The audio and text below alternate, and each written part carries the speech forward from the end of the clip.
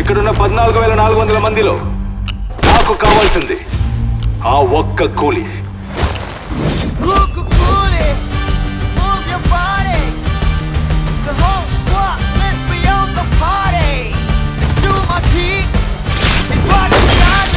ఈ దేవా గురించి తెలిసి కూడా ఏం సాడతావురా? నువ్వు హ్యాపీగా ఉండు.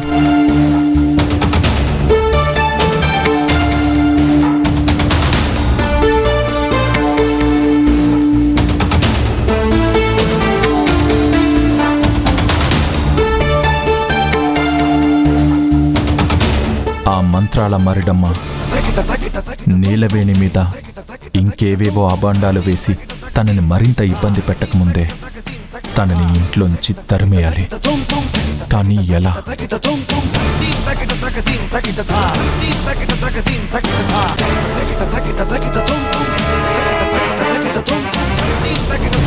నేను ఈసారి ఆఫీస్కి వచ్చాక చెక్ చేసి చెప్తాను.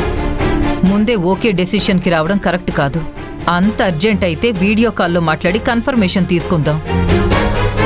మనకి లేని వైభోగాలు మరిడమ్మకి దక్కాయి. ఊరుకోండి, 2 రోజులు ఉండి వెళ్ళిపోతుంది. ఆ మాత్రం మర్యాదలు చేయకపోతే ఎలా చెప్పండి? ఈవిడ వెళ్ళడం సంగతి దేవుడికి ఎరుగు. ముందా నీలవేణి వెళ్ళాలి కదా. మరిడమ్మ పంపించేస్తుందిలే. ఇదంతా మన ప్లాన్ అని అమ్మకు కూడా తెలియకూడదు. సరే సరే, అత్త ఇక్కడే ఉంది, వింటుంది. పద పద. It's all right. మిగతా విషయాలు నేను చూసుకుంటాను. కానీ అక్కడ ఏ మాత్రం తేడా వచ్చినా మళ్ళీ వాళ్ళు ఈ జన్మలో ఆఫీసులో కనపడరని చెప్పండి. అమ్మా, ఫోన్లోనే అవతల వాళ్ళని వణికించేస్తున్నావు. కానీ ఇక్కడ ఎవ్వరూ తొనకక వెనకక దూసుకెళ్ళిపోతున్నారు. తారకేమో నీలవేణికి పోస్టింగ్ ఆర్డర్ ఇచ్చేశాడు. ఏంటి నీ నసా? దేని గురించి మాట్లాడుతున్నావు? అమ్మా అది కాదు. వాక్కాంచనా, నేనైతే క్లారిటీగా చెప్పగలుగుతాను అత్తయ్య. అదే అత్తయ్య గారు, ఏదైనా తేడా జరిగితే మళ్ళీ జన్మలో మొహం కనపడకూడదని అవతల వాళ్ళకి చెప్పారు కదా. కానీ నీలవేణి వల్ల రకరకాల తేడాలు జరుగుతున్నా సరే ఇంట్లో నుంచి పంపించకుండా ఉన్నారండి అత్తయ్య. అదే వెళ్ళిపోతాను అన్నా నా కొడుకు వెళ్ళనివ్వడు కదా.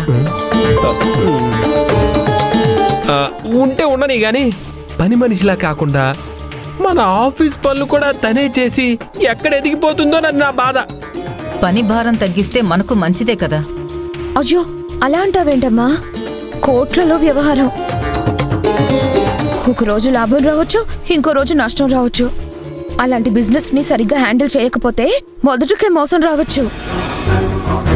తారక్ మనమాట ఎక్కడ వింటున్నాడు? మంత్రగతొచ్చి నీలవేణి వల్లే ఇంట్లో అరిష్టాలన్నీ అని చెప్పిన తర్వాత కూడా దాన్ని ఇంట్లో నుంచి గెంటేయకుండా ఇంకా లేట్ ఎందుకు చేస్తున్నావమ్మా? అలా ఎలా పంపిస్తారని తారక్ అడ్డుపడతాడు కదా. వాడికేమని సమాధానం చెప్తాం? మరిడమ్మ చెప్పింది కదా, గుట్టు రట్టు చేశాక ఇంకా ప్రూఫ్స్ కావాలంటే ఎలా అత్తయ్య గారు? మంత్రాలకి చింతకాయలు రాల్తాయి అంటే తారక్ నమ్మడు. చంప మీద కొట్టి పళ్ళు రాల్తాయి అంటే నమ్ముతాడు. నిజమే కాబట్టి. నిజమే, అలాంటి వాళ్ళతో ఇలాంటి జోక్స్ చేయకూడదు. నేను అదే చెప్తున్నాను. అతి చేయడానికి వెళ్ళి మతి పోగొట్టుకున్నట్టు అవుతుంది.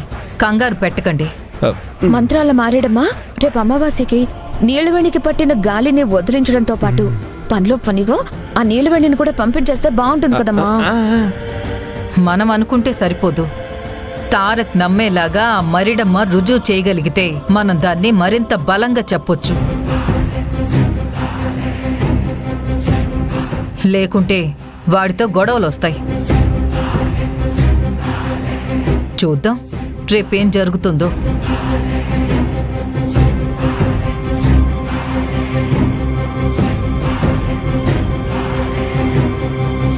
మీ అమ్మ ఒక్కొక్కసారి మన మాట విన్నట్టు ఉంటుంది, ఒక్కొక్కసారి తనేం మాట్లాడుతుందో తనకే అర్థం కానట్టు ఉంటుంది. ఎందుకలా? తారకే మనల్ని డౌట్ గా చూస్తున్నాడంటే వాడిని కన్న మా అమ్మ ఇంకెంత జాగ్రత్తగా ఉంటుందో ఆలోచించండి. మనం వేసుకొని చెప్పినంత మాత్రాన నమ్మేదు. కానీ మనం మరేడమ్మకి మనీ ఇచ్చి తీసుకొచ్చాం కదా, మనం అనుకున్నట్టు అవ్వకపోతే నష్టపోతాం. చిల్లర పోతే పోయింది గాని ఓ నీలవేణిని ఇంట్లో నుంచి పంపించే ముందు అల్లరి కాకుండా చూడాలి.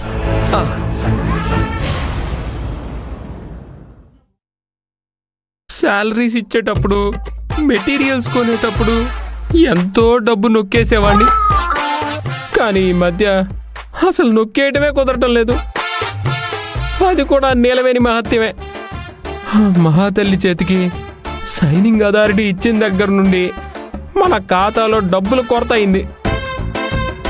అందుకే దీనికి మరడమ్మే కరెక్ట్. ఏంటి లెక్కలేవో వేసుకుంటున్నావు? నా లెక్కలేవో నాకుంటాయి కదమ్మా. కూటి కోసం కోటి విద్యలన్నమాట. కూటి కోసం అయితే ఇంత కష్టపడాల్సిన అవసరం లేదమ్మా.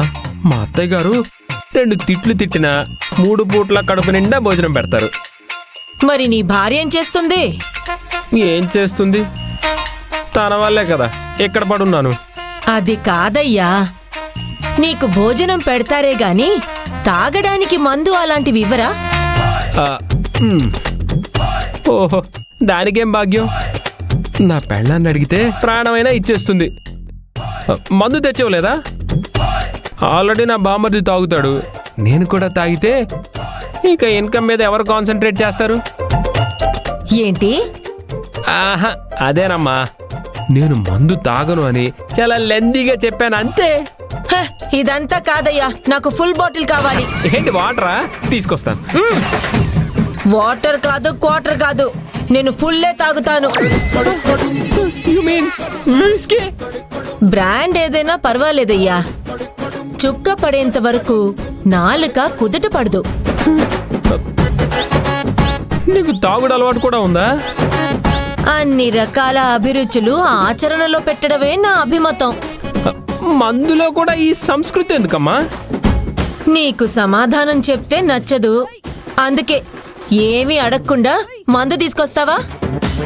ఏదో తేడాగా ఉందే. మందు తాగేసి ఏదేదో వాగితే తర్వాత తారక్ మమ్మల్ని వాయించేలా ఉన్నాడు. ఈవిడ్ని ఎలా కంట్రోల్ చేయాలి? ఏంటిది, నేను తాగడం ఎలా ఆపాలని ఆలోచిస్తున్నావా? నువ్వు ఆపలేవు బిడ్డా. నా దారి కడ్డు పడితే నువ్వే అడ్రస్ లేకుండా పోతావు.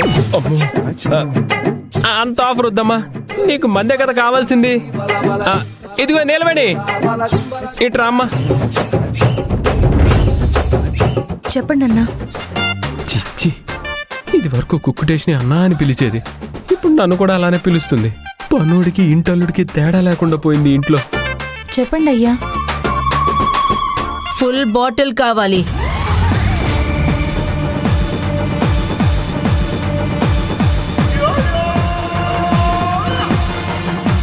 ఏంటి? నువ్వు మందు అనుకున్నావేమో. ఆవిడ వాటర్ వాటర్ బాటిల్ నిండా నీళ్లు తాగడానికి తీసుకురమ్మంటుంది. తాగడానికే, నీళ్లు మాత్రం మిక్సింగ్ కి. మీరేం మాట్లాడుతున్నారో అర్థం కావట్లేదు. అంటే ఆవిడ ఆరోగ్యం కొంచెం బాగోలేదంట. టాబ్లెట్స్ మింగేసి వాటర్ తాగితే మిక్స్ అయిపోతాయి కదా, అదే చెప్తుంది. అమ్మా నువ్వు ముందు పదమ్మా.